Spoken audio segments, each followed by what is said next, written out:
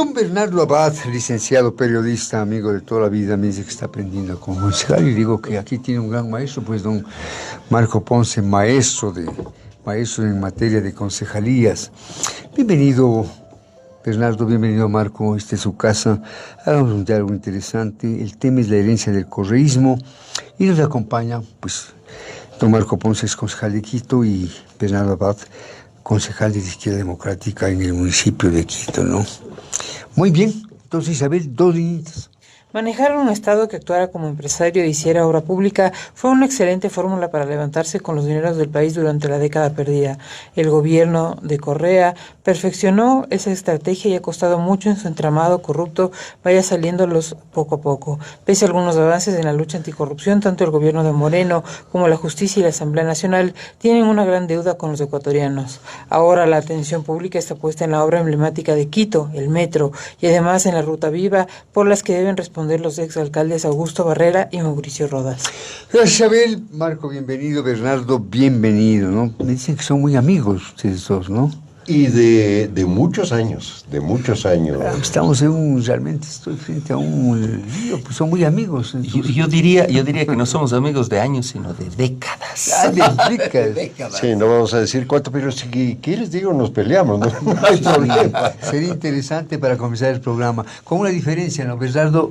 Cantas un poquito todavía, ¿no? Todavía bastante. Lo que no pasa con don Marco Ponce. Muy bien.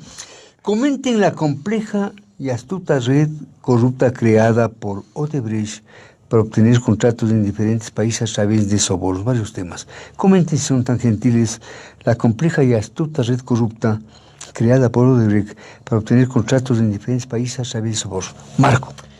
Bueno, ante todo, Diego, Bernardo y amigos Radio Escuchas, muy buenos días. Un gusto estar nuevamente frente a estos micrófonos y realmente indignante. Una herencia verdaderamente proterva del correísmo, estos niveles de corrupción, en los cuales lamentablemente son diferentes estamentos aquellos que participaron sin poder participar y sin poder evitarlo. Voy a explicar esto porque, Diego, lamentablemente hay un gran malentendido con la capacidad fiscalizadora que tienen los concejales. Y a mí me comentaban en otro medio de comunicación por qué los concejales no se opusieron a que se adjudique la obra a un consorcio en el que participa Odebrecht, de tan mal nombre a nivel mundial. Yo digo, porque no se puede. A ver, Odebrecht estuvo calificado para actuar en el Ecuador por decisión ejecutiva del señor expresidente Rafael Vicente Correa Delgado. Odebrecht fue sacado del Ecuador por incumplimientos flagrantes en obras contratadas y luego se le recibió con los brazos abiertos. Y estando calificado, la ley de contratación pública no permite echar abajo, porque me parece terrible que esté ahí Odebrecht. Por mucho que no nos guste, Odebrecht fue el ganador de un concurso que, de cara a los medios de comunicación, a la ciudadanía y a las entidades de control, fue absolutamente diáfano. Yo recuerdo, estuve en la apertura de sobres, oferta, que no fueron sobres, realmente fueron gigantescos armarios, y ahí había presencia de concejales, prensa, gobierno central, delegados de las entidades de control. ¿Perdón? Operativo diáfano. Absolutamente diáfano, es decir, para ponerlo en términos muy concretos, los multilaterales crediticios dentro del reglamento que establecieron para el préstamo del Metro de Quito, había un acápite en el cual se obligaba a adjudicar la obra al oferente más económico. Ya. Yo no recuerdo exactamente las cifras, pero el consorcio Acciona Odebrecht hizo la oferta aproximadamente $400 millones más económica que el siguiente consorcio oferente. Por lo tanto, no había otra salida legal, dadas las bases de la oferta, que otorgarse la acción a Odebrecht.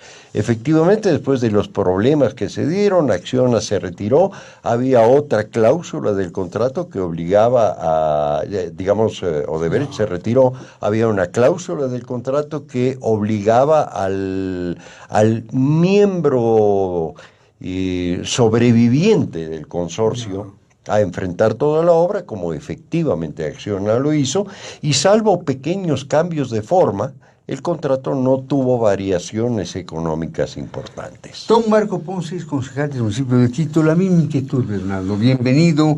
Comente la compleja y astuta red corrupta creada por Odebrecht para obtener contratos en diferentes países a través de Sogor. Bienvenido. Muchísimas gracias, Diego, a la amplia audiencia de Radiovisión y obviamente a Marco.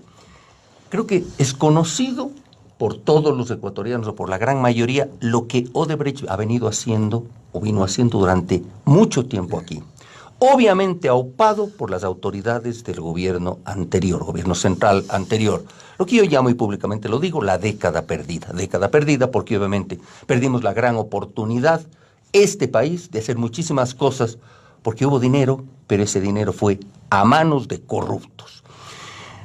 Por todos es conocido, repito, lo que hizo Odebrecht en el país. Pero era conocido por sospechas, más no por certezas.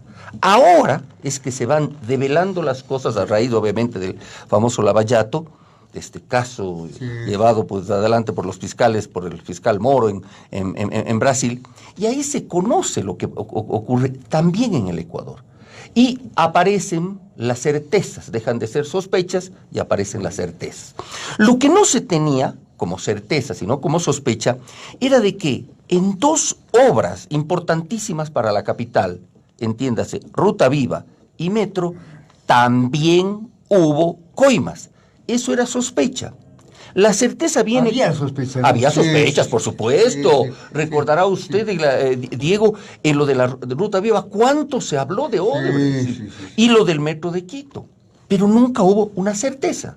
¿Por dónde aparecen las certezas?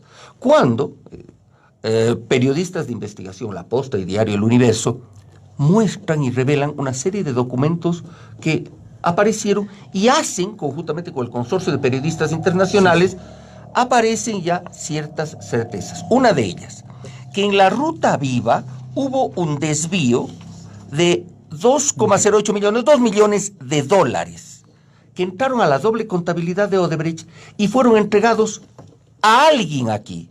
Alguien se benefició de aquello. Alguien se benefició de aquello. No se sabe quién, porque lo que determina el consorcio de periodistas, y lo revelan por La Posta y El Universo, es que hay un código, lo que le llaman el código SIP, el código de transferencia, pero no está el beneficiario.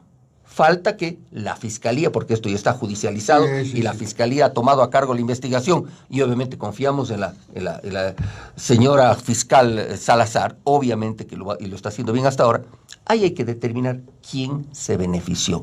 Recordemos que era una época del Augusto Barrera como alcalde, Germánico Pinto, gerente de la empresa de obras públicas, y una persona que tiene de nombre Santiago Játiva Ordóñez, que trabajaba directamente con Germánico Pinto y era el gerente de proyectos. Sino que el señor Santiago Játiva, recordemos hoy prófugo de la justicia, por haber sido parte del grupo de Alexei Mosquera, que recibió coimas por Odebrecht. Alexei Mosquera, hoy preso. Hoy preso. Muy bien, muy bien. Y claro, está muy bien enterado, claro, Metro, ¿no? Bernardo es un periodista de Norte, está muy bien enterado. Ahora, para que todo vaya quedando perfectamente claro, Marco, ¿cómo entender que en el 2018 la ex fiscal Tania Moreno hubiera archivado el caso del Metro de Quito en el 2018, que hoy revive una investigación del portal La Posta y el Consorcio Internacional de Periodistas de Investigación? ¿Cómo se explica eso? Que se archive el caso en el 2018 con la fiscal Tania Moreno y ahora se active el caso. Bueno, bastante difícil entenderlo. Yo recuerdo que inclusive fui a rendir declaración libre y voluntaria frente a la señora fiscal Tania Moreno. A Tania Moreno. Por este caso en particular, pero el caso se basaba en la suposición de la visita de un grupo de personeros del partido político Suma a Brasil, supuestamente a visitar las oficinas de Odebrecht para tener conversaciones a puerta cerrada. Pero no pasa de ser una suposición. Dentro de mi declaración indagatoria, obviamente dije, yo no tengo la menor idea de dónde viaja el alcalde o por qué viaja el alcalde, porque obviamente ni me lo comunica ni me pide permiso. Pero esto corresponde ser investigado por las autoridades competentes, que obviamente sus labores fiscalizadoras tienen un alcance de digamos, mayor jerarquía. El exalcalde de la sazón viajó a Curitiba, ¿no? Se hablaba de que hubo un viaje a Brasil. Hay un viaje, sí, Cancelado por un hecho... señor. ¿Perdón? Cancelado el viaje y todo eso por un señor X. Claro, pero hay que tener en cuenta también que un alcalde puede tener intereses de diferente monta en un país determinado. Por ejemplo, a mí me parecería muy bien que un alcalde de Quito viaje a Curitiba, pues resulta que Curitiba es el referente hoy por hoy mundial del transporte público. Exactamente. Por lo tanto, sí resulta interesante tratar de componer un poco ¿no? nuestro caos de transporte a través de una gestión realmente magnífica como es la de Curitiba. Pero en todo caso, un viaje, como bien apuntó Bernardo, simplemente puede llevar a suposiciones. De ahí para adelante las investigaciones corresponden a la Contraloría, corresponden a la Fiscalía, corresponden a la UAF de darse el caso o corresponden a la inteligencia policial de darse el caso. Muy bien, muy bien. Bernardo, la empresa Odebrecht y los exalcaldes Barrera y Rodas han afirmado que no hubo sobreprecio en las obras del metro de Quito, afirmación de los exalcaldes. Barrera indica que la actuación de los multilaterales garantizó la transparencia de los contratos. Le pregunto, ¿es posible que multilaterales como Corporación Andina de Fomento hubieran sido engañados por la doble contabilidad de Odebrecht? Parecería que sí, pero lo que usted dice, Diego, es correcto. Pues podrían haber sido engañados, porque claro, no se puede pensar siquiera que los multilaterales que vienen financiando el Metro de Quito hayan sido parte de esta trama de corrupción. No, engañados sí, porque claro, recordemos que Odebrecht armó toda esta gran trama de corrupción a través de operaciones estructuradas, esa parte de la estructura de Odebrecht, y recordemos también que tenían todo un sistema de encriptación, Droisis, en el cual se iban pues transfiriendo las informaciones, etcétera. Yo creería, le digo Diego, que las sospechas se están volviendo certezas cuando hay estos 5 millones de dólares que se determina que hubo de sobreprecio. ¿A quién? Tampoco se sabe. Pero algo sí es muy bueno. La semana pasada, la Comisión de Lucha contra la Corrupción estuvo en el municipio de Quito y firmó, en representación del alcalde y donde estuvo el vicealcalde Santiago Guarderas, firmó un acuerdo con el municipio para dar toda la ayuda, información, a ayudar en la investigación, para que la Comisión Anticorrupción entre al municipio y determine los casos de corrupción. Germán Rodas fue muy claro al decir, lo primero que vamos a investigar son los dos casos que estaban ya, obviamente, en la palestra pública, el caso de el sobreprecio o el pago de coimas en la Ruta Viva y el pago de coimas en el Metro de Quito. Y fue, palabras más, palabras menos, dijo, nosotros tenemos muchísima información sobre Odebrecht y su trama de corrupción, en la que se podría, cotejando datos, podríamos determinar cómo se llevó a cabo este pago de coimas en el municipio de Quito, a quién, y vamos a cotejar los datos. Y son los dos casos que ya los está investigando la Comisión Anticorrupción. Y claro, con todo el apoyo del municipio, lo cual me parece muy bien.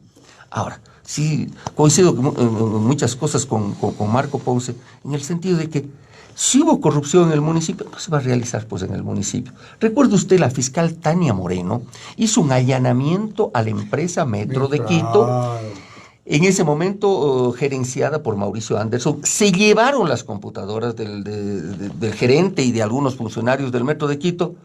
Poco nada sacaron, porque en los informes de fiscalía no dice nada. Y la glosa que se levantó con Sesión Anderson, entiendo que ha sido, digamos, desvanecida. Desvirtuada, sí, exactamente. Sí, 80 millones de dólares. Claro, y se habla de que hay un sobreprecio en el Metro de Quito, pero la realidad es que, hablando con el actual gerente, Jorge Yáñez, él dice, no por defenderle ni mucho menos, dice, estamos en cronograma. No ha habido hasta ahora ningún, ¿cómo es que le llaman? Contrato complementario. No ha habido. ¿No? Entonces, era donde se producían los sobreprecios, ¿no? Exacto, recuerda usted, en las grandes, ojo, en la Ruta Viva por ahí se fue. Y recuerda usted la famosa Ruta Collas, pues. Todo se da con los contratos complementarios y de 69 millones de dólares pasa a costar más de 200 millones de dólares en contratos complementarios. Ahí está el negocio, ¿no? Claro. Entonces hay una cosita por aquí, otra cosita por ahí. Ha faltado esto. Pero en el Metro de Quito no hay contratos complementarios. Y de hecho, costaría al final cuando se entregue, que será entre diciembre de este año, enero del próximo año, tal cual nos han indicado los señores de Acciona, ahora, costaría los 2.009 millones de dólares, poco más, poco menos, pero casi lo que estaba presupuestado en las aperturas de sobres que lo plantearon, y obviamente estuvo presente Marco Ponce. Entonces, ¿dónde está el sobreprecio en este caso, no? Lo habría. Pero claro, parece que fue antes que se dio la coima. Antes. Los 5 millones. Los 5 millones famosos. ¿Quién los recibió? Nuevamente el Consorcio Internacional de Periodistas dice, tenemos nosotros la cuenta de dónde salió y un código a dónde llegó, pero no el beneficiario. Y a ese hay que buscarle, al beneficiario. Con la Comisión Anticorrupción investigando, la UAF está investigando, y con la reapertura del caso decidido por la jueza, por la fiscal Salazar, yo creo que vamos a tener más certezas. Yo creo que se va a llegar a determinar quién recibió ese dinero, quién es el beneficiario de ese dinero corrupto de Odebrecht en la obra emblemática de Quito Metro. ¿Usted y Marco tienen sospecha de quién recibió ese dinero? Sospechas nomás, pero no podemos hacerlas públicas. A ver, yo me muero de ganas, por favor. Yo quisiera agregar algo a esto. A ver, Marco. A partir de la apertura de sobres, y visto que no ha habido contratos complementarios, más bien ha bajado el precio porque hubo una renegociación hecha durante la alcaldía de Rodas. Yo ni siquiera la considero una inteligentísima renegociación, pero que sí tenía su lógica.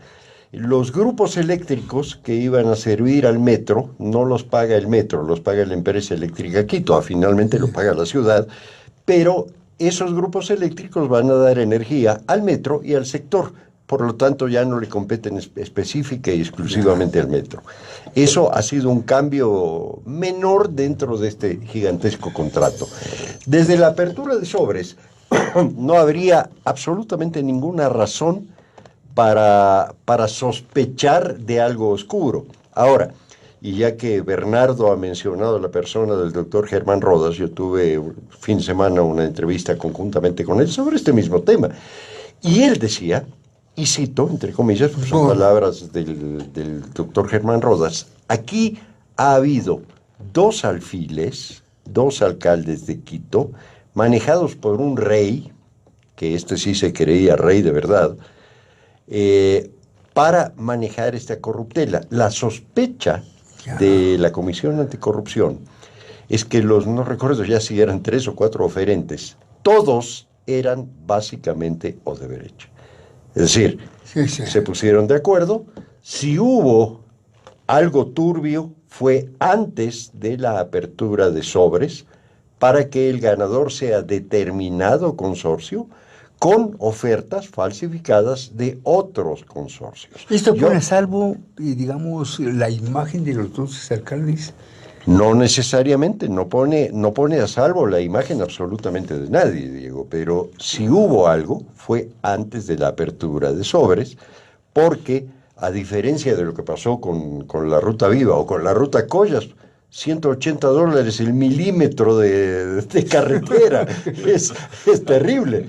Pero en este caso, hasta este momento, lo que hubo es una baja absolutamente no sustancial en el costo de la obra. Es decir, la obra, para términos concretos, se mantiene en 2.009 millones de dólares. Esto a mí ya me parece mal, lo he dicho muchas veces en este medio de comunicación, siempre he sido detractor del metro, es una obra demasiado cara para las necesidades de Quito, pero en todo caso se dio, de manera que de apertura de sobres e intervención municipal concreta, hasta la fecha no hay absolutamente nada turbio.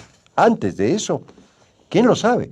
Pero eso ya tiene que ser investigado por las instancias correspondientes. Nos acompañan don Marco Ponce, que acaba de intervenir, ex concejal de Quito, y el licenciado Bernardo Abada, concejal de Izquierda Democrática.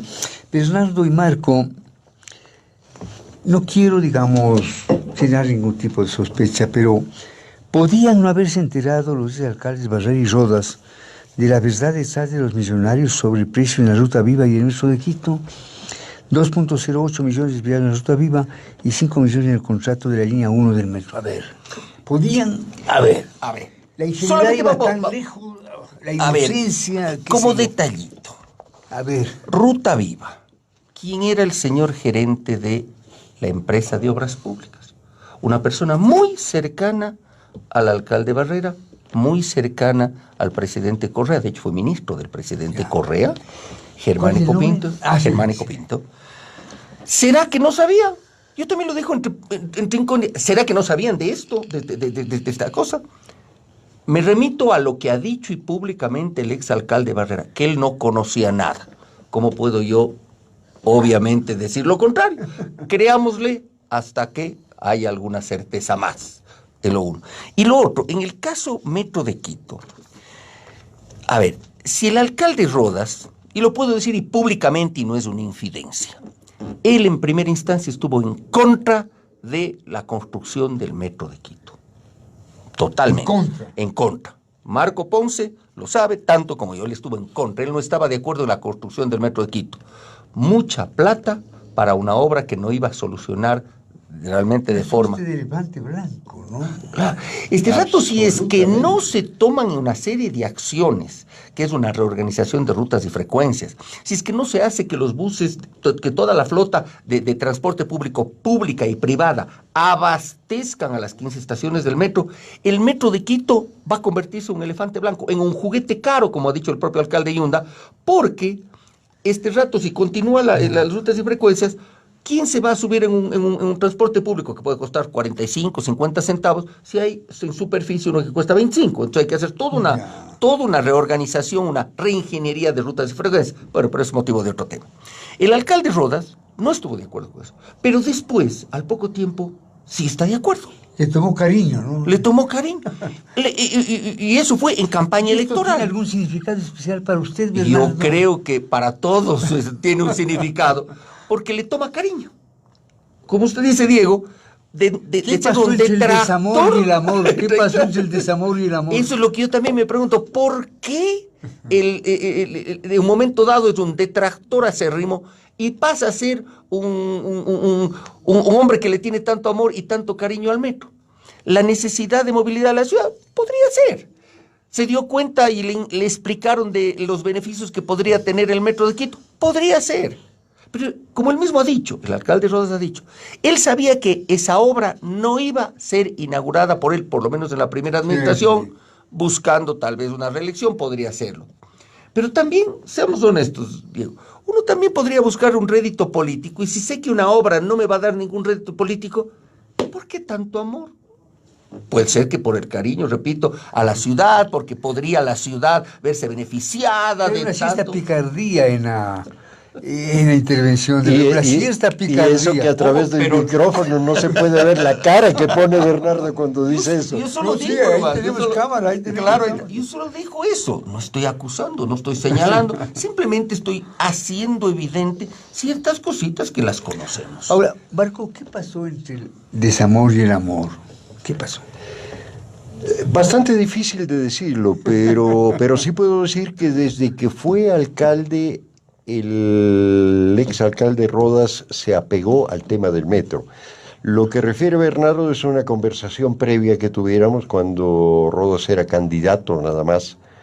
Y luego empezó a enamorarse del metro. Yo le hice ver, yo fui presidente de la Comisión de Presupuesto, y le hice ver lo grave que resultaba para la ciudad de Quito entrar en una obra que iba a costar el 189% de la capacidad de endeudamiento de la ciudad, que es lo que heredó aquí mi buen amigo Bernardo. Esto quiere decir que Quito hoy por hoy puede endeudarse apenas al 11% de su presupuesto propio, que es variable, pero va entre los 750 y los 820 millones de dólares. Quiere decir que hay muy poco dinero para obras de los quiteños porque hay que enfrentar el pago de la deuda del Metro de Quito. Se lo hice ver a Rodas, en su momento tuvo algunas oportunidades de salir y declararlo desierto, porque durante el camino se dieron ciertas condiciones que hubieran permitido la declaratoria de desierto del concurso del metro, así como del contrato, inclusive cuando saltó el tema internacional de Odebrecht. Hubo otra circunstancia que es muy importante y que a mí me resulta muy difícil de entenderlo.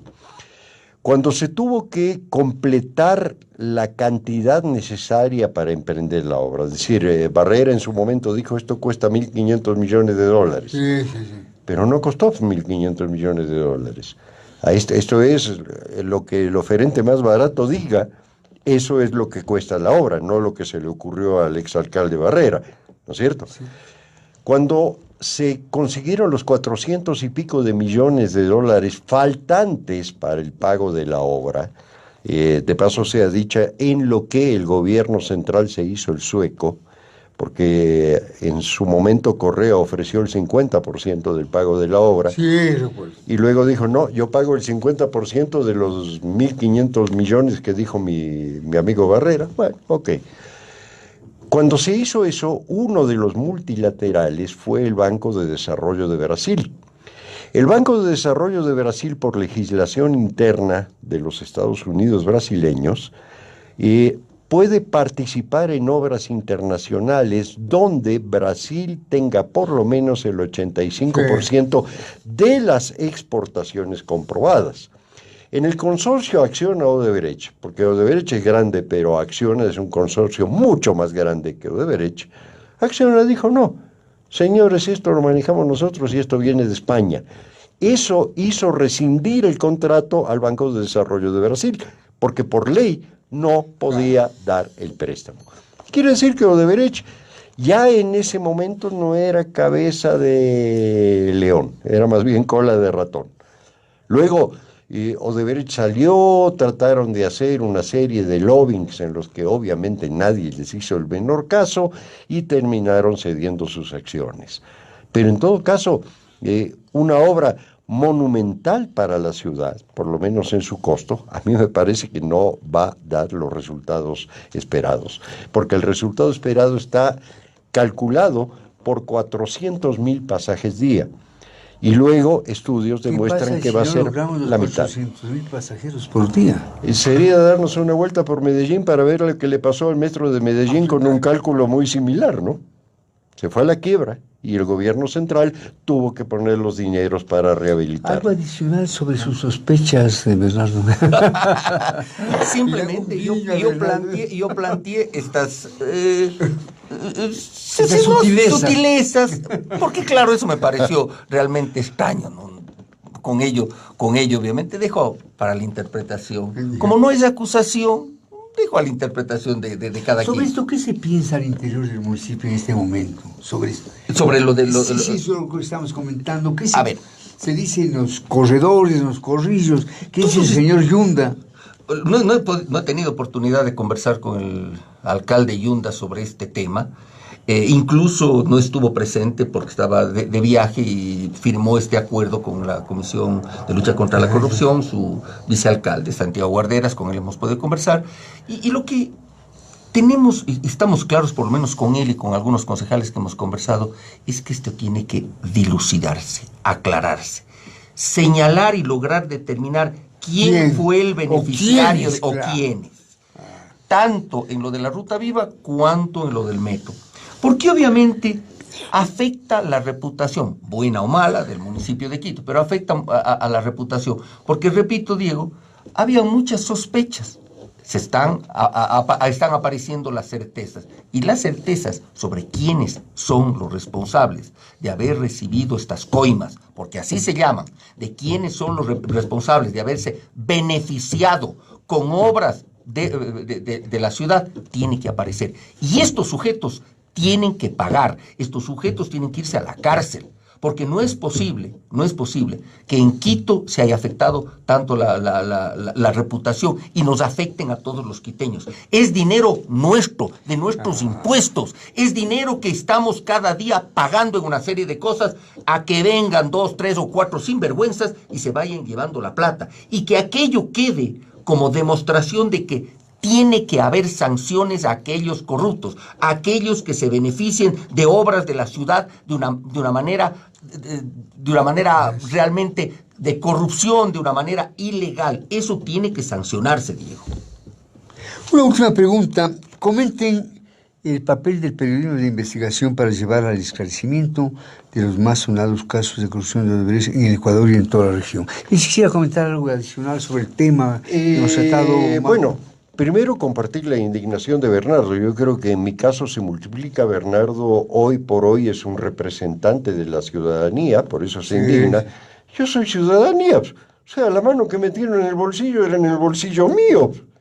Esto y nuestro y de todos quienes vivimos en Quito. Esto a mí me duele, porque yo cada día recorro un largo camino lleno de tierra porque no hay plata para pavimentarlo, porque se fueron llevando con la corrupción, por ejemplo, y eso solo por dar un ejemplo. Entonces, es indignante, desde el punto de vista de los quiteños es indignante. Y a mí el papel del periodismo de investigación me parece, Diego, trascendental, no solamente en nuestro país.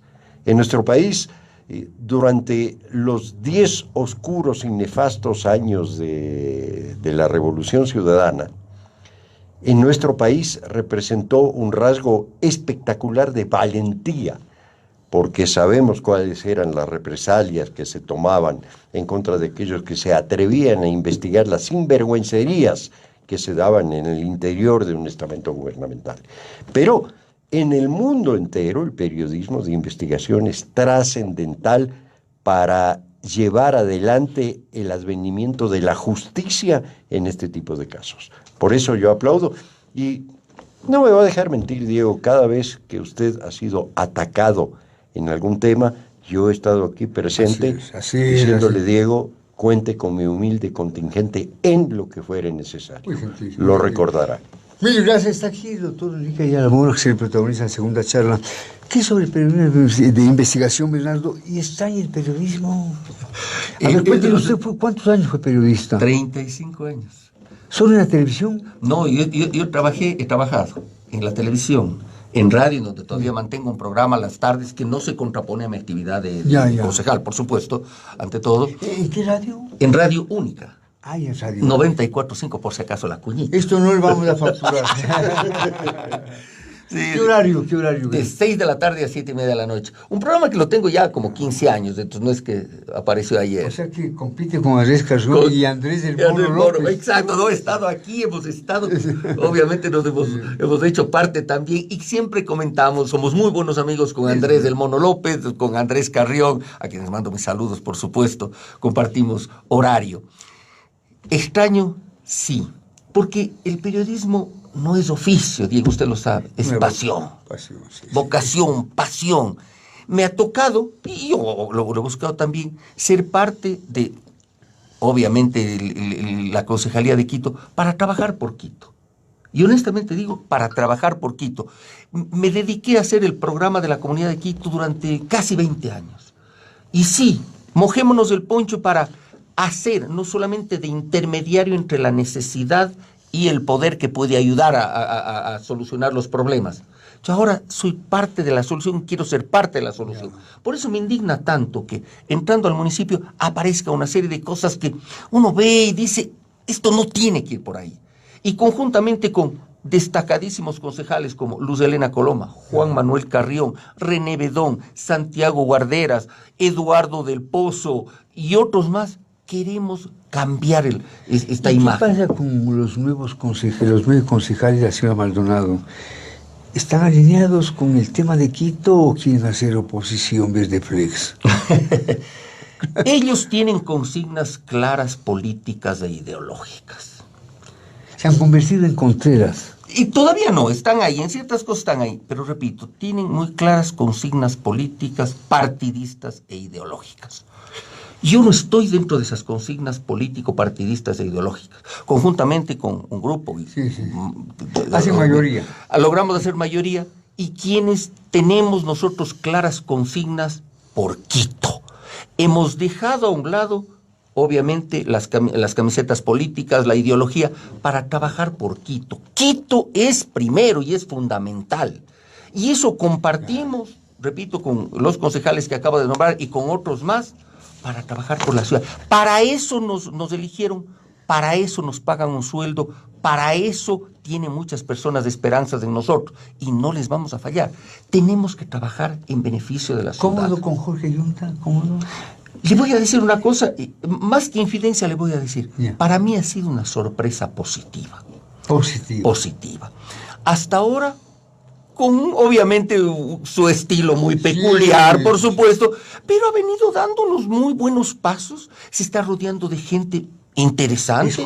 Escucha, acepta consejos, acepta recomendaciones y va tomando un camino interesante. Todavía no le han tocado los temas álgidos. Exacto. Le va a tocar y desde este mes, porque lo ha anunciado. Por ejemplo, tema álgido, él va a tener que definir la nueva tarifa o pasaje del transporte público. Él lo anunció y ahora vamos a ver cómo lo hace. Si lo hace inteligentemente y obviamente en beneficio de la comunidad, apoyaremos, porque ese ha sido el compromiso, darle gobernabilidad al alcalde Yunda mientras los temas sean positivos y los temas sean por Quito, sin problema. Cuando no lo sean, no le voy a dar gobernabilidad, no le voy a apoyar porque considero que Quito es primero y al ser Quito primero, algún tema que el alcalde Yunda proponga que no sea beneficioso, no lo voy a apoyar. Pero hasta ahora está yendo por buen camino. Y estos 9 concejales con su propia línea desde Flex, ¿cómo se comportan frente a Jorge Yunda? Porque más o menos son del mismo predio. Bueno, acordémonos que de ahí mismo salen, Claro, juntitos claro. estuvieron. Diría yo que ante la actitud no político-partidista ideológica del alcalde Yunda, como que en determinados temas le critican, le ponen ciertas trabas, etcétera. Pero claro, ellos tienen, repito, claras consignas político-ideológicas, por supuesto. Para ¿Cómo ellos, definir esta consigna política? por ejemplo, en cualquier reunión de consejo, siempre somos el bloque de la Revolución Ciudadana y toda la Jesús. perorata. Jesús. Ya no. Pues claro, se presentan como tal. Y luego, obviamente, la ideología de la Revolución Ciudadana, etcétera, etcétera. ¿Qué revolución ciudadana hablan? Perdón. Entonces, a eso voy. Y claro, quienes no tenemos esas consignas político-partidistas e ideológicas, consideramos que Quito es primero y por Quito vamos a trabajar. Lo vamos a hacer. Usted nació en Cuenca. Claro, pero oiga, más he ¿Dónde vivido yo. naciste? No naciste en Quito, Marco. No, en Buenos Aires. A alguien le pasó el cantadito porteño, ¿no? Pero, Sí, pero lo recupero. Yo voy a Buenos Aires y soy un chema, ¿viste? yo voy a Cuenca, soy un cuencano más. Lo que sí, honestamente, son dos cosas que no puedo dejar ahí. Soy quiteño de corazón, cuencano de nacimiento, quiteño de corazón. Pero hay dos cosas que me es imposible cambiar. Obviamente, el cantadito. Eso es imposible. Hasta la muerte, cantadito. Y hasta la muerte futbolístico. Y hasta la muerte, hincha del Deportivo Cuenca. El mal gusto futbolístico. Del mal gusto. Fernando, bienvenido a este Muchísimas podcast. gracias. Igualmente, Marco, Muchas temas de la gracias. ciudad. Estamos aquí en una serie de puntualizaciones respecto de Vistazo. Muy bien, sí, pues.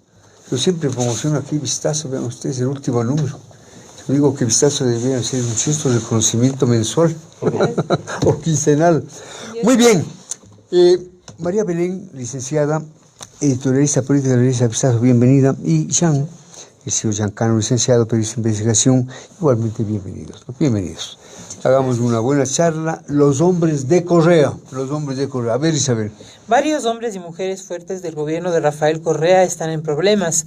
No hay semana en que las denuncias o las indagaciones de la Fiscalía no incrementen la lista de los que tienen que responder a la justicia. Algunos de ellos todavía están a buen recaudo, pero cabe preguntarse hasta cuándo. Gracias nuevamente. Una cordial bienvenida al señor licenciado Giancano, periodista de investigación, y a la señora licenciada María Belén Arroyo, editora política de la revista Vistazo. El caso Arroz Verde da más que hablar cada día. La lista de nombres de exfuncionarios del gobierno de Correa va en aumento. ¿Cuál es su lectura sobre esta situación en términos generales? Luego tengo otras preguntas. ¿Cuál es su lectura sobre esta situación? María Belén, bienvenida. Muchas gracias, Diego, y a su audiencia, y a Jan, que está aquí en este foro. Realmente lo que estamos asistiendo es al levantamiento de un velo que por una década estuvo cubierto sobre el país. Y era un velo que garantizaba impunidad en la corrupción. Yo me voy a referir a la edición que está en circulación ahora, la 1244 de junio 20. Yo no soy la autora del tema, pero me parece bien oportuno que mi colega Cecilio Moreno desde Guayaquil nos presente este artículo Tenemos Corrupción. Porque un saludo muy cordial a Cecilio Moreno, estupendo periodista, ¿no? Gracias, en nombre de él recibo ese saludo. Nos presenta, si usted quiere, esta vitrina trágica. En vitrina están los hombres ya señalados por corrupción. Y a la cabeza sí le tenemos al expresidente Rafael Correa. En siguiente lugar está Jorge Glass, ex vicepresidente, y vamos con unos hombrecitos más que a su audiencia amplísima le van a sonar. Carlos Pareja Llanuselli, Carlos Polit Fagioni, Pablo Romero Quesada, Fernando Alvarado, Vinicio Alvarado, Ramiro González, María Duarte, Alexis Mera, Alexei Mosquera. Son personas que ni más ni menos fueron parte cercana. Un auténtico santoral. Exacto, un santoral. Aquí tenemos los santos y los pecados expuestos ahora están recién en investigación. Ayer le escuché a una asambleísta del correísmo que hablaba en una radio de aquí de Quito y decía hay una persecución. No, yo al contrario pienso que se trata del levantamiento de este velo de impunidad y de corrupción, levantamiento que empezó, para que su audiencia tenga claro, en junio del 2017, cuando hay los primeros indicios de que el tío del entonces vicepresidente Jorge Glass estaba involucrado, el señor Rivera, en el caso Odebrecht. Yo no diría que hay persecución al correísmo. Lo que hay es que se están encontrando los indicios de un esquema sistemático de un esquema sistemático. Así es, ¿no? Es un modelo sistemático que se ancló sobre la base de la impunidad, que garantizaba aparentemente la permanencia indefinida en el poder. Y creo que eso es lo pernicioso del esquema, que mientras más tiempo una organización política esté en el poder, cree llegar a ser intocable y cree que sus pecadillos no van a salir a la luz, porque esta permanencia en el poder le va a garantizar impunidad. Solo en ese contexto hay que entender la crisis de institucionalidad que estamos viviendo en el Consejo de Participación Ciudadana y Control Social de 7 miembros, porque ni más ni menos, para que su audiencia tenga claro, ahí está el corazón del control, ahí está el corazón ahí está, vamos a decir, la médula del sistema que puede evitar la impunidad. Muy bien. En Buenos Días de Visión, la licenciada María Belén Arroyo, editora política de la revista Vistazo. Concedo la palabra al licenciado Giancano, buen amigo de esta casa, periodista de investigación, ¿no? ¿Cuál es su lectura sobre esta situación? La lista de nombres de exfuncionarios del gobierno de Correa va en aumento, el caso Arroz Verde. Buenos días, muchas gracias por la invitación. Coincido con Belén de que es una época en la que estamos viendo, comprobando de que una mafia se hizo del poder. Lo último de Arroz Verde creo que es el caso madre, ¿no? Y lo que ha hecho la fiscal Salazar y la jueza Daniela Camacho es unir los casos de Alexis Mera, ¿no? Exacto, y cambiar la figura. El cambio de la figura no es un cambio menor. De concusión pasar a cohecho es algo fundamental porque entran las autoridades del sector público y las personas del sector privado. Entonces, tan culpable es el que recibió como el que dio. Entonces, el cambio que está haciendo, o que ya está ejecutado por la justicia de la Corte Nacional, nos va a tener hasta septiembre viendo cómo desfilan personajes de todo calibre por la Fiscalía y posiblemente de todo calibre con orden de prisión por la jueza Daniela Camacho. Julio va a ser fundamental. El próximo mes es fundamental para ese caso porque no son 38 páginas de las que descubrieron de Pamela Martínez, son casi 400 páginas de los cuadernos de Martínez. 400 páginas. Sí, hay 400 páginas. Y hay muchos más nombres de los que se conocen actualmente. Y muchas más cifras. ¿Ya han revisado esos cuadernos? Sí, de hecho he publicado en Plan B un poco acerca de cómo en el país usted bien debe recordar que hay algunas coincidencias un poco extrañas, ¿no? Entonces, mientras va avanzando la justicia en condenar el correísmo, la misma Corte Nacional, ¿no? Avanza también por abajo un proceso de evaluación que es, ¿no? Que tiene unos cuestionamientos muy duros porque ataca la independencia judicial y va a revisar incluso sentencias, ¿no? De estos jueces. Entonces, he tenido la oportunidad en ese contexto de colocar también las pruebas que tiene la justicia y que aceptó la jueza Daniela Camacho en contra del correísmo. Es decir, hay cobros como de la Fiscalía puso como prueba cobros de la señora María de los Ángeles Duarte, de una empresa llamada Sumec, en donde prácticamente es el 10%, una coincidencia, es el 10% de un contrato que esta empresa obtuvo por fiscalización. Sí, al principio son coincidencias, pero ya estamos viendo de que en verdad es una mafia. Y no solamente está en esto del arroz verde, bien relató esta crónica de Vistazo acerca de los personajes, y hay otros más, ¿no es cierto? O sea, hay otros más. Hay algunos detalles que Plan B también iba a recoger, no es de mi autoría, pero sacó también, por ejemplo, como Rafael Correa, claro, está con orden de captura, pero tiene 16 indagaciones en camino. Y alguna de ellas va a cuajar, tarde o temprano. Al menos la mitad, porque el señor está en todas. La sentencia. Por supuesto que sí. Entonces, por eso es que a mí me da un poco de extrañeza, ¿no? En un principio, el que desde el gobierno, desde las entrañas de Carondelet, se cree este miedo al regreso de Correa, cuando él lo que en verdad tiene que hacer es, si regresa, actualmente regresa a la cárcel 4 o a la Tacunga, ¿no? Y de aquí tiene algunos años de sortear asuntos muy delicados en el ámbito penal. Entonces, hay algunos, por ejemplo, Pablo Romero, el exdirector de la SENAIN, ¿no es cierto? La señora Pamela Martínez, Carlos Ochoa, que también está prófugo. En Bolivia, ¿no? Ramiro González, que está en Perú ya detenido. Pero aparte de eso, no solamente es esto del caso de Arroz Verde. Usted es un buen investigador. El caso de Ramiro González, ¿hay algún anuncio de su extradición al Ecuador? No, está en proceso. Está en proceso. Igual que la de Pablo Romero desde España, sí. ¿No?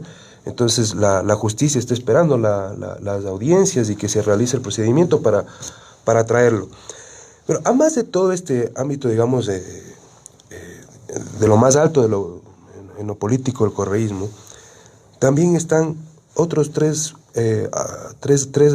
digamos, áreas muy grandes que todavía no están tocadas, básicamente.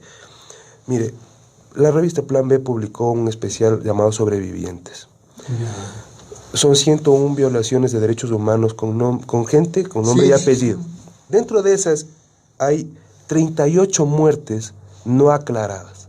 Muertes de periodistas, muertes de gente relacionada con el 30S, ¿no? Que han luchado contra la minería, ¿no? Y que lamentablemente... Muertes envueltas en una cierta bruma. Claro, no aclaradas, totalmente. Sí. Entonces, y eso todo durante el correísmo, ¿no? Aparte hay otros casos de corrupción y hay dos áreas que son muy sensibles y que todavía la justicia no ingresa, y que hay varias investigaciones que han sacado, incluso María Belén junto con Arturo Torres, Juan Carlos Calderón y otros periodistas, Cristian Zurita también, que están en dos ámbitos, inteligencia y narcotráfico. Entonces, en inteligencia no se ha revisado Senaín, no hemos tenido reparaciones acerca de las personas que han sido investigadas o espiadas, como lo recomienda el último informe hace un par de días de la ONU, ¿no? de los relatores de ONU y OEA, el informe conjunto. Activistas, periodistas, políticos, ¿no? que estuvieron en la mira del correísmo, los fondos que se utilizaron, ¿para qué se utilizaron los gastos reservados? Otra investigación última del Plan B, perdón que le cite tanto, pero muestra que hasta se utilizó dinero para investigar a los hermanos de Isaías en Miami, a ver su emporio y ver la posibilidad de extradición y todo. Bueno, dinero que ha sido utilizado también para pagar encuestas, ¿no? Desde la Senaín, encuestas del gobierno. Eso nadie toca, nadie le ha tocado al señor Romy Vallejo. Hasta el momento nadie le ha tocado al señor Romy Vallejo. Grave, ¿no? Por supuesto. Está pasándose de agache. Nadie le ha tocado a ese señor. El otro es el caso del narcotráfico. El narcotráfico y el correísmo. Eso todavía tampoco hemos llegado. Hay un indicio acerca de los huracanes, como lo publicó la periodista igual Saudia Leboyer, ¿no? Los huracanes que arrasaron la frontera, que es toda esta zona donde precisamente hicieron la investigación María Belén y Arturo de Esmeraldas, ¿no? Y cómo está la conexión entre el narcotráfico y el poder político. Hay muchos rumores, ¿no es cierto? Uno no puede dar nombres, pero hay muchos rumores de altísimas autoridades del correísmo que están involucradas. Y yo sé que hay militares de inteligencia, como dicen, que quieren al país y que saben de todo esto, ¿no? Incluso hay agentes de inteligencia de la policía que conocen, pero tienen que salir ya a la luz. Este es el momento de que se puede producir, no esa búsqueda de diálogo, que en verdad no hemos llegado a nada en 2 años, porque el país no necesita diálogo, necesita cambio, y para el cambio necesita verdades. Y creo que hay muy pocas personas que tienen la capacidad de plantarse frente al Ecuador y contarle esas verdades. Jean Cano, periodista de investigación. Ana Belén, usted está vendiendo esos temas, pero tengo una pregunta. Si tuviera que usar un calificativo para caracterizar al gobierno de Correa, ¿cuál le parecería más apropiado? Un calificativo, a ver, ponga en juego su imaginación poética. Ahí sí que me fregó porque estoy a años luz de la suya, ¿no? O sea, usted nos sorprende con las piedras en el zapato y yo estoy totalmente yo apenas baches en el camino, digo. Yo usaría una... Desenfado, cinismo. Usaría una palabra que me parece que engloba algunas cosas para mí.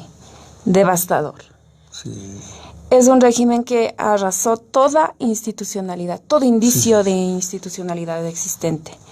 Arrasó con lo que se conocía como Congreso en nombre de esta promesa de cambio. Un auténtico desmantelamiento nacional, un auténtico desmantelamiento. Fue, vamos a decir, cuando pasa un tornado, pero de unas características espectaculares que no deja nada en pie.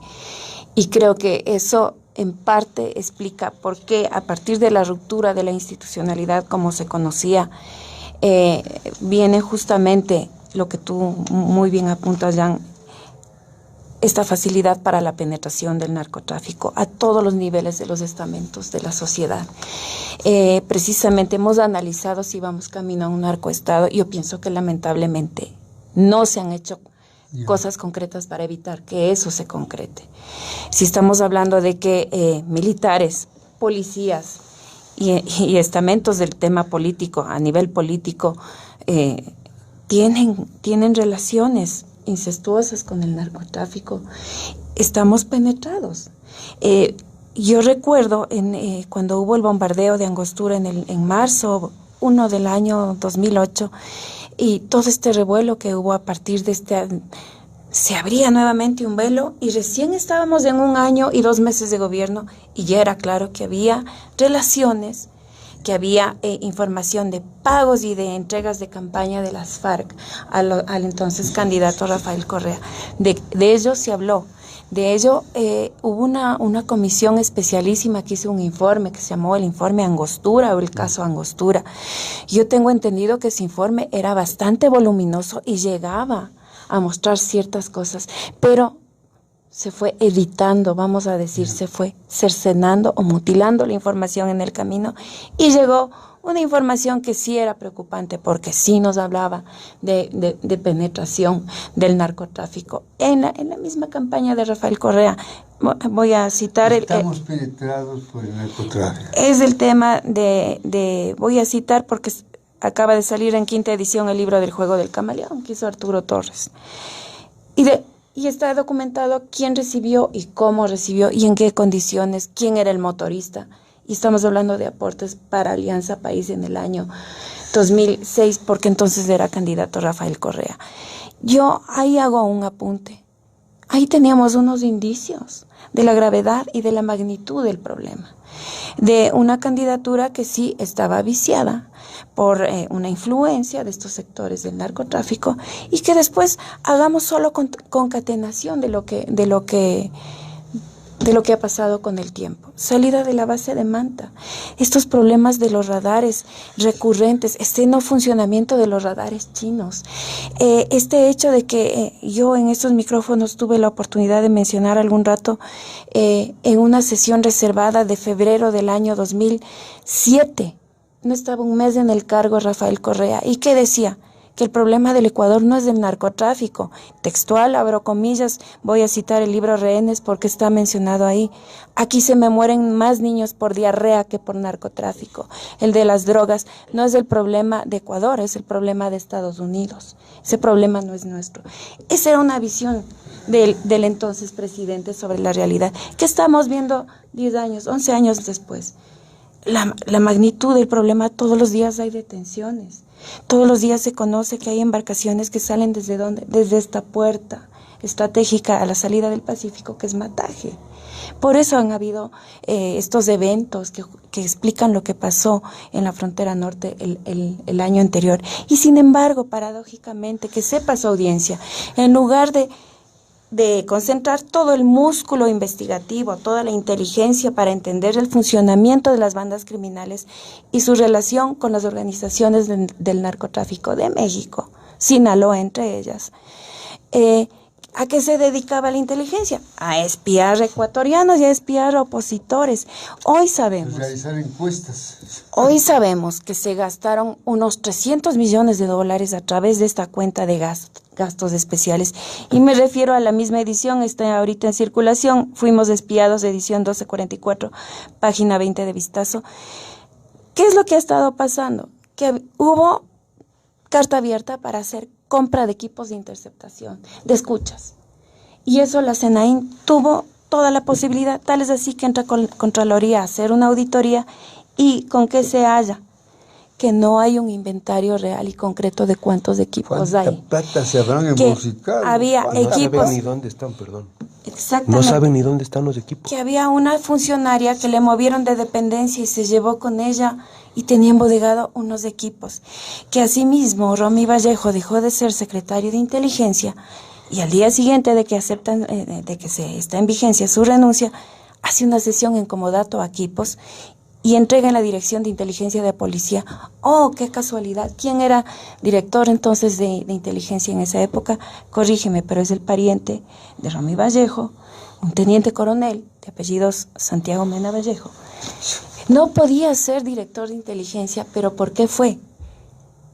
Porque intencionalmente un decreto, el 637 de junio del 2011, del correísmo, arrasó con la institucionalidad de la policía, permitiendo que, terminando con este esquema de jerarquías, méritos y antigüedad, permitiendo que funcionen, vamos a decir, servidores públicos policiales, para darles esa palabra, sin importar la jerarquía, que tuvieran cercanía al poder político, pudieran estar en cargos de poder en función de esa cercanía. Por eso es que un teniente coronel llega a ser director de inteligencia.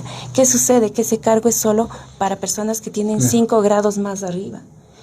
Esa es la perversión a la que hemos llegado durante esta época. Ahora bien, Jean, Cambia de nombre. ¿quedará Fabricio Correa al margen de las indagaciones judiciales en el caso Arroz Verde? ¿Se debería investigar si los apóstoles de Odebrecht al correísmo comenzaron una campaña del 2006, como ha denunciado César Monge? Jean. Lamentablemente, el señor Fabricio Correa y su hermana deben ser involucrados y deben rendir cuentas a la justicia. María Belén y yo también hemos sacado temas sobre Odebrecht, Lavajato, OAS, ¿no? Y la hidroeléctrica Baba. Entonces, ese es un caso también muy fuerte, ¿no? En el que posiblemente esté involucrado el hermano del expresidente. Y pues va a tener que dar explicaciones, al menos explicaciones o dar luces de lo que él bien sabe, porque sí. Él da muchas referencias, ¿no? Pero nunca se involucra. Ante la justicia va a tener que involucrarse. Suyo, ¿no? Los contratos. Oh. Ahí está El Gran Hermano, el libro de Juan Carlos también y de Cristian. Entonces, ya está documentado. O sea, es un libro, está ahí y cualquiera lo puede leer, acceder a él. Lo que veo es que la ola le está desbordando y le sigue desbordando a la justicia ecuatoriana. Ahora yo entiendo, y cada vez se me vuelve más claro, Diego, que ¿por qué no quieren una CICIG en Ecuador? Como en Guatemala. Exacto. Ahora para mí es claro de que no quieren una CICIG en Ecuador porque siguen saliendo las cosas. Lucas Majano tiene que ver con este gobierno, el informe de Fernando Villavicencio y Cristian Zurita, tiene que ver con este gobierno. ¿A qué gobierno le va a interesar tener un grupo de investigadores independientes que metan sus narices en todo? No le va a interesar a ningún poder político. Pero una CICIG ecuatoriana es más que necesaria, es urgente que apoye a la Fiscalía, a la fiscal que ha demostrado en sus primeros pasos en la Fiscalía, sí, un cambio, ahí está un cambio. Ella no está ofreciendo diálogo, ella está ofreciendo un cambio primero.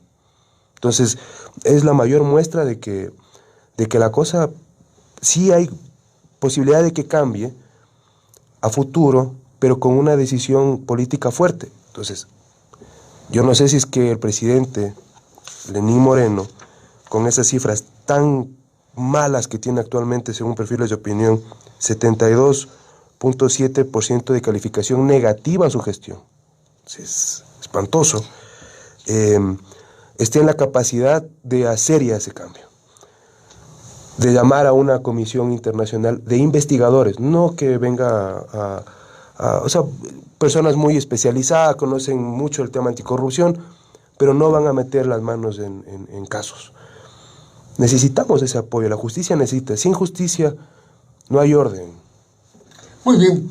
¿Qué piensan del señor Fernando Llávar? Es vocal de la Judicatura, actuando ahora como abogado de Ricardo Patiño, y de Antonio Gagliardo es juez constitucional como defensor de María de los Ángeles Duarte. Ana y Jean. Ana Belén. Bueno, yo soy María Belén. María. Quisiera cantar como Ana Belén, pero no. Pero estamos es bonito nombre también, María Belén, muy lindo. Gracias. Estamos hablando justamente de los círculos de poder y ahorita tengo en mi mente, Jan, tú debes tener claro, en el caso de Brecht, en uno de los correos electrónicos que se mediante diligencia se desclasifican, si se quiere, de la cuenta del tío del expresidente Glass, se habla de un caso privado del tío del ex vicepresidente, de un dilema, de un litigio por alimentos en que él no quiere pagar un monto, y habla de una de estas dos figuras que él va a mover sus influencias a nivel de la justicia. Creo que ese es el síntoma. Hemos tenido la posibilidad, o este grupo ha tenido la posibilidad de generar círculos de confianza en los cuales hoy están en el poder y mañana les defienden. Y creo que si es que no lo vemos con un sentido crítico y pedagógico desde la sociedad, ¿a quién le entregamos el poder? ¿A quién le elegimos y le entregamos toda la posibilidad de ejercer el poder, pero además de tapar cosas, de esconder cosas? Eso, para mí, usted me menciona eso, a mí eso me golpea, porque yo me acuerdo uno de esos nombres, cuando menos me acuerdo a uno de esos nombres en el entorno de un consejo de la judicatura Claro. transitorio, y eso me lleva a la reflexión. Uno dice, parece que está bien lejos de ese Consejo de Participación Ciudadana y Control Social. Les oigo a lo lejos una noticia de que parece que hay unos enfrentamientos, y a mí no me golpea, yo como ciudadano, y eso es ficticio, es una falacia. A mí me golpea porque estoy viviendo en un país donde la institucionalidad de la cual depende el nombramiento de las entidades de control, en otras palabras, este consejo tiene el poder de hacer estos fabulosos concursos de los que luego salen un contralor, 100, 10 sobre 10, 100 sobre 100, que deja pasar todo. Estoy hablando del caso Polit, que está recibiendo, posiblemente se habla de 10.1 millones de dólares en pagos por enviar informes limpios para que las obras de Odebrecht no tuvieran problemas. Allá hay efectivo y malditas, ¿no?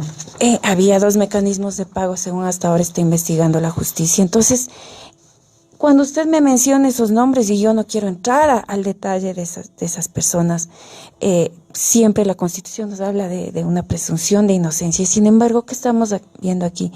De estructuras organizadas en las que hoy están de autoridades y mañana están defendiendo o pasado mañana están tapando alguna situación. Y eso sí es un golpe en la cara de la ciudadanía, de los electores. ¿A quién le entregamos el poder? Es una manera de decir, pensemos mejor. ¿A quién le entregamos la posibilidad? Es que no es solo de dirigir los destinos del país, es de tener un velo de corrupción que ellos piensan que les va a permitir actuar y no enfrentar consecuencias sobre los hechos.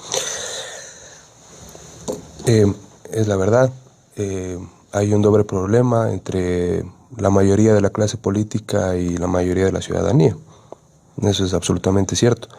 Pero también creo que el Ecuador ha demostrado que no es un país débil ni indefenso, ni sus ciudadanos son gente que se deja engañar por mucho tiempo. Entonces, creo que en esta última coyuntura, activistas, ingenieros, abogados, periodistas están y van a seguir dando las alertas a la ciudadanía de lo que sucede. Y yo creo que las cifras tan bajas del presidente Lenín Moreno demuestran eso, es decir, la gente le está perdiendo la confianza rápidamente al presidente. Y eso también tiene que ver con cifras. Bueno, son las últimas cifras de perfiles de opinión, ¿no? 72.7% de calificación negativa de la gestión del presidente y un 22.2% de calificación positiva. En la Asamblea Nacional es prácticamente lo mismo, 73.1% de negativos según perfiles de opinión y 26.8% de calificaciones positivas. Yo creo que la gente le pierde un poco la confianza al gobierno, es porque tenemos unas cifras económicas espantosas. O sea, la gente no puede vivir con tranquilidad ni calma si no tiene estabilidad económica, si no tiene espacios de ocio adecuados, si no tiene trabajo, claro, o sea, si no tiene una vida normal. Mire, el empleo adecuado está en 37.9%, es una caída desde el 2014 estrepitosa, peor que la de Lenín Moreno, ¿ya? En las encuestas. Él no ha cumplido su promesa de 250,000 empleos por año, ¿no?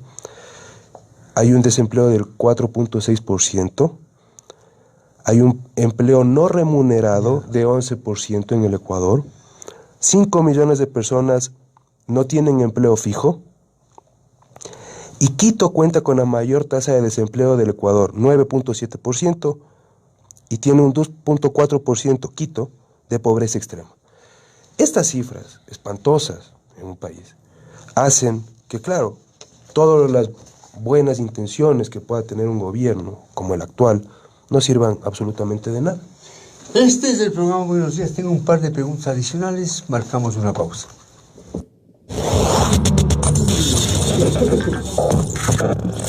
Usted está escuchando a Diego Oquendo.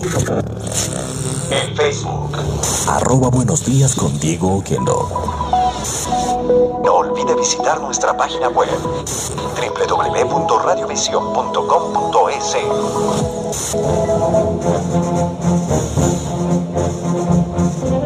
En Buenos Días, trabajamos con empeño y visión. Cuente con nosotros para informarse. Buenos Días, un programa editorial.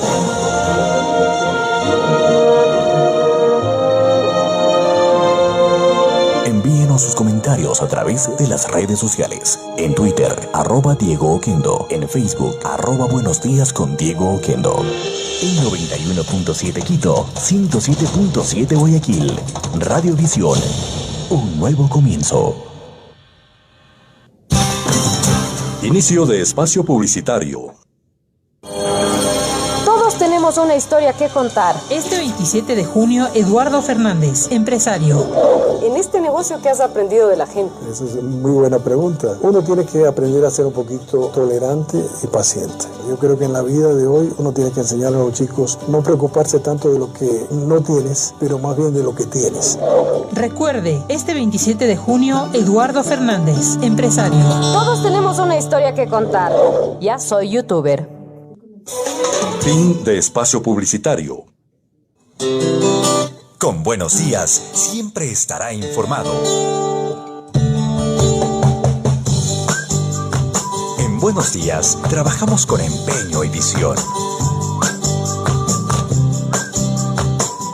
La opinión de Diego Oquendo en Buenos Días, a las 7 en punto de la mañana, de lunes a viernes. El periodista tiene que leer, tiene que ser hombre de libros, debe poseer una cierta base cultural. Con visión, siempre estará donde debe estar. Radiovisión, en 91.7 Quito, 107.7 Guayaquil. Radiovisión, un nuevo comienzo.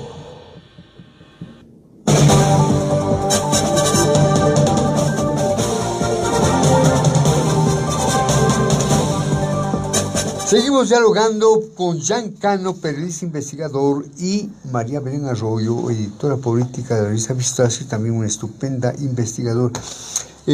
María Belén, la Fiscalía investiga las entregas de dinero de Odebrecht a Nexo Global, compañía que habría pertenecido a Pamela Martínez y la asesora de Correa. El dinero no solo habría ido a las campañas de Alianza País, sino a los bolsillos de funcionarios del anterior gobierno. ¿Qué tan contundentes son los elementos de comisión que está reuniendo la vinita pública? María Belén. Ya, esta pregunta es bien importante porque nos permite entender y descifrar el funcionamiento del esquema. Justamente, esta es la manera de entender. Es un sistema bien pensado. Hay una empresa local, usted ha dado el nombre, y esta empresa, si mal no recuerdo, está relacionada con quien entonces era asesora del presidente Correa, la doctora Pamela Martínez. Pero si mal no recuerdo también, eso lo publicamos en la anterior edición, había unos parientes de la doctora en la plantilla de empleados de esta empresa. ¿Y qué hace esta empresa o qué hacía esta empresa? Facturaba, emitía facturas a pretexto o a cambio de unos servicios prestados a Odebrecht, y entendemos que ese es uno de los mecanismos como ha funcionado. Si usted quiere es un esquema perfecto. Ahora, no existe crimen perfecto, también dicen los criminalistas. Estamos viendo, ¿no? Algún rato alguien mete la pata o por ahí sale a la luz. El esquema funciona a través de entregas de dinero, y estas entregas de dinero vienen a partir de empresas que en lo posterior reciben la retribución a través de contratos. Entonces es un negocio redondo. O entrego el dinero, ya sea a través de facturas por servicios ficticios, y me parece que estamos apuntando el caso. El servicio ficticio tiene un nombre de representación legal, de servicios legales, pero en realidad es un mecanismo para extraer plata de Odebrecht y después enviar este dinero o que se quede ahí mismo en esa empresa. ¿Y qué pasa con la empresa que entregó el dinero? En lo posterior recibe beneficios, contratos, grandes contratos de infraestructura. Entonces está más que pagado el servicio inicial.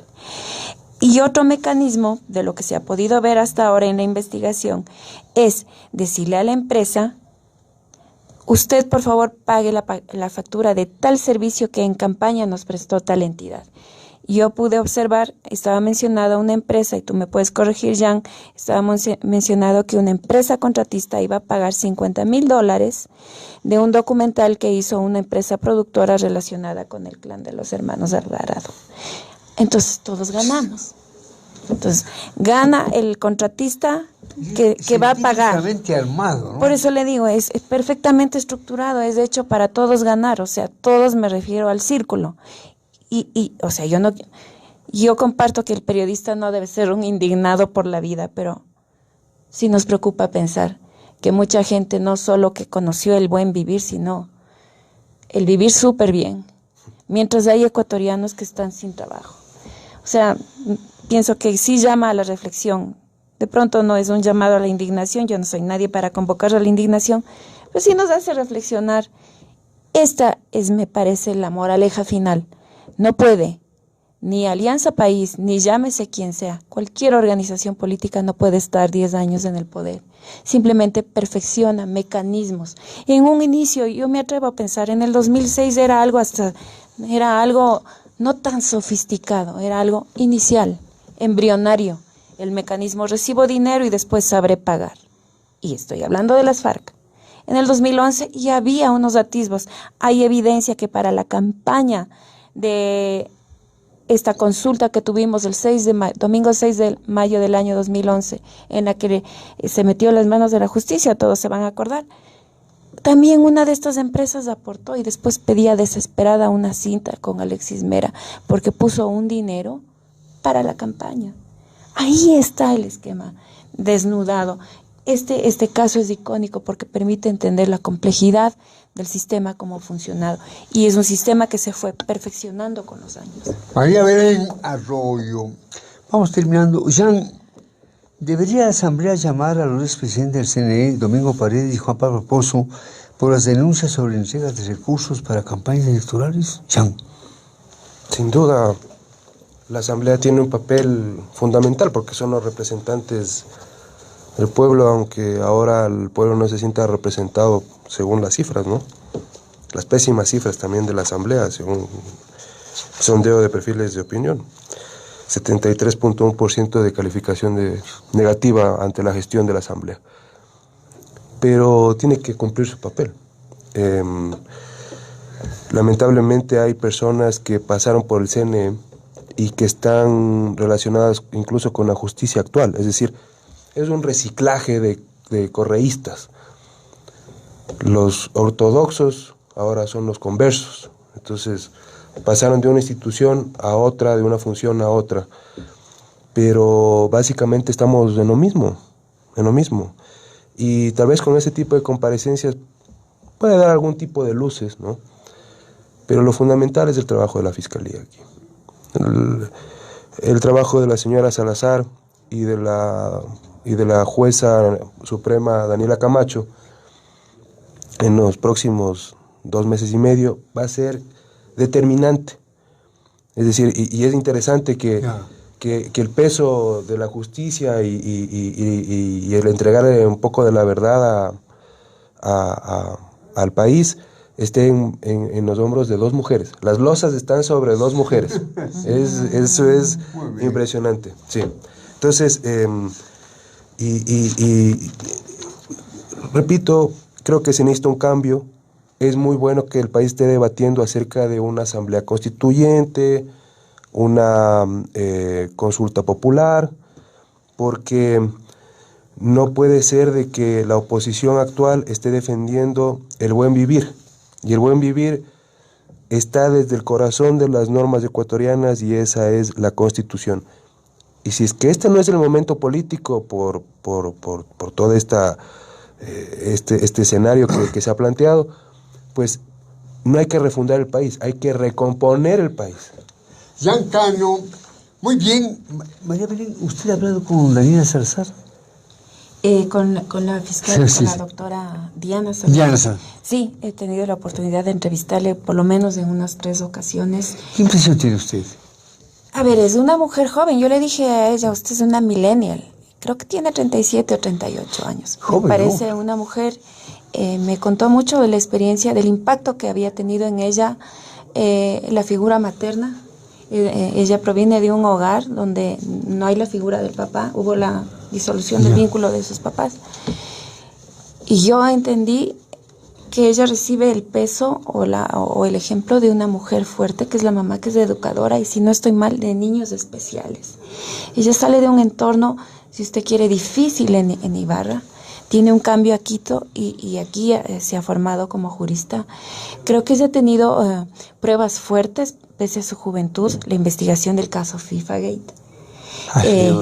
Estuvo en sus hombros, es decir, ella tiene un bagaje que justifica por qué ahora está en esta responsabilidad. Yo creo que ella tiene plena conciencia de este momento que está viviendo y de la responsabilidad que tiene como fiscal general. Ella tiene clara conciencia.